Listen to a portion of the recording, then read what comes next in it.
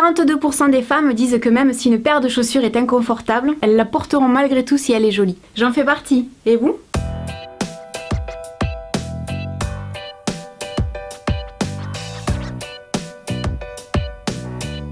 Bonjour, je suis ravie de vous retrouver dans une nouvelle vidéo. Alors aujourd'hui, je vais vous parler de morphologie et de chaussures. Et ensuite, je vais vous donner mes trucs et astuces pour essayer de moins souffrir en talons hauts, parce qu'il faut quand même être honnête, les talons hauts, ça fait toujours un petit peu souffrir, il faut quand même le dire. Alors premièrement, comment faire pour trouver chaussures à son pied ?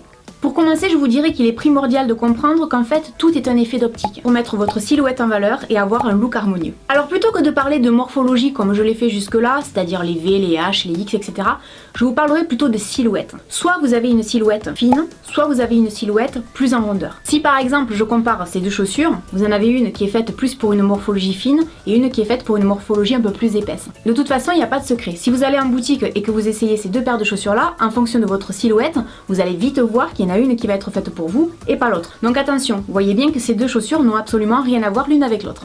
En fait, c'est juste une question d'équilibre pour rendre la silhouette plus jolie, plus élancée, plus harmonieuse. Que ce soit pour les fines ou pour les rondes, tout ne vous va pas. Donc là, ce sera balle au centre, je vais dire, il n'y aura pas de silhouette plus avantagée que d'autres. Alors pour les silhouettes fines, vous pouvez tout à fait vous permettre des talons aiguilles, de ce genre-là. Ça mettra votre silhouette en valeur, ça les lancera, etc. Par contre, faites attention aux talons un peu épais, c'est-à-dire ce genre de chaussures-là, ça risque d'alourdir votre silhouette. C'était le genre de chaussures que je portais avant quand j'avais un peu plus de rondeur. Maintenant, quand je mets ça sur moi, ça fait quand même assez mastoc. Donc, à chaque silhouette, je dirais sa forme de chaussure. Si vous êtes fine, pareil, faites attention à la hauteur de la plateforme.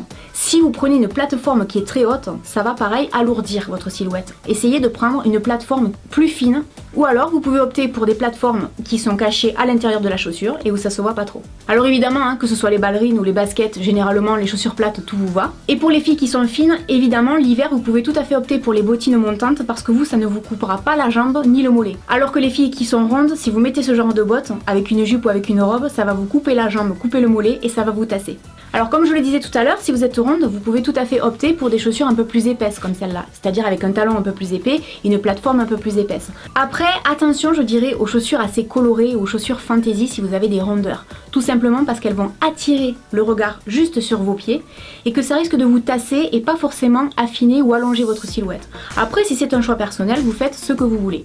Et une dernière chose pour les filles qui auraient une silhouette ronde, je vous dirais faites attention aux lanières. Ça peut avoir tendance à boudiner les pieds, surtout après une journée où on a marché beaucoup, etc. Ça peut ne pas être très joli, donc faites-y vraiment très attention.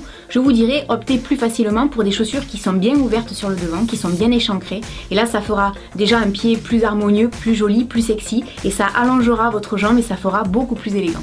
Alors il y a une chose que j'aimerais vraiment rajouter en ce qui concerne les chaussures et ça n'engage que moi. Honnêtement, je trouve que les chaussures avec des talons très hauts, des plateformes assez épaisses, je trouve que ce n'est pas très joli sur les femmes qui ont plus de la quarantaine. Ça fait assez vulgaire. Je trouve que ça fait un peu cougar sur le retour quoi. Alors maintenant je vais vous donner quelques trucs et astuces pour ne plus souffrir en talons, enfin en tout cas essayer de ne plus trop souffrir en talons. Alors si vos chaussures sont trop grandes, n'hésitez pas à aller chez le cordonnier et à faire poser ce que moi j'appelle un arrêt. C'est tout simplement un morceau d'élastique qui vous permettra de garder chaussures à vos pieds toute la journée.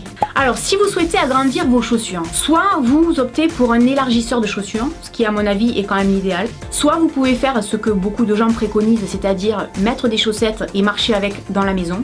Moi je vous dirais, au lieu de faire les 100 pas dans la maison pendant 3 heures et vous tuer les pieds, mettez des chaussettes, enfilez vos chaussures, allumez un sèche-cheveux et pendant 5 à 10 minutes, la chaleur va faire que ça va élargir les chaussures, donc ça va vous aider. Une astuce qui marche vraiment bien, c'est d'utiliser un stick déodorant pour justement éviter trop les frictions aux pieds et éviter même les ampoules.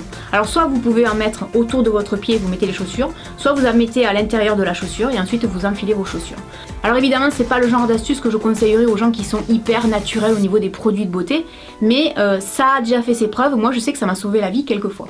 Pensez à aller essayer les chaussures en fin de journée. Tout simplement parce qu'en fin de journée, on a généralement les pieds plus enflés que tôt le matin. C'est quand même plus facile pour vous rendre compte si une chaussure va vous convenir et que vous serez confortable dedans. Privilégiez plutôt les fins de journée pour choisir vos chaussures. Alors là, quand vous êtes dans le magasin, évitez d'essayer la seule chaussure qui est exposée. Tout simplement parce qu'en fait, tout le monde les essaye ces chaussures-là. Et que cette chaussure a tendance à s'élargir. Essayez les deux et puis faites le tour du magasin. Marchez avec. Si vous êtes un minimum confortable dedans, c'est très bien. Si vraiment vous êtes très inconfortable, un conseil, vous les mettez de côté et puis vous les oubliez. Une chose qui est aussi assez importante, c'est de prendre des chaussures à sa taille. Je prends toujours une demi-taille dessus, c'est-à-dire que je fais du 36,5. Généralement, j'achète du 37. Je n'achète jamais de 36. Une taille en dessous, si réellement vous avez le pied qui est trop comprimé dedans, c'est même pas la peine, les chaussures vous les mettrez pas, ça vous fera trop mal. Vous n'arriverez pas à marcher et il n'y a rien de plus ridicule qu'une femme qui ne sait pas marcher avec des talons.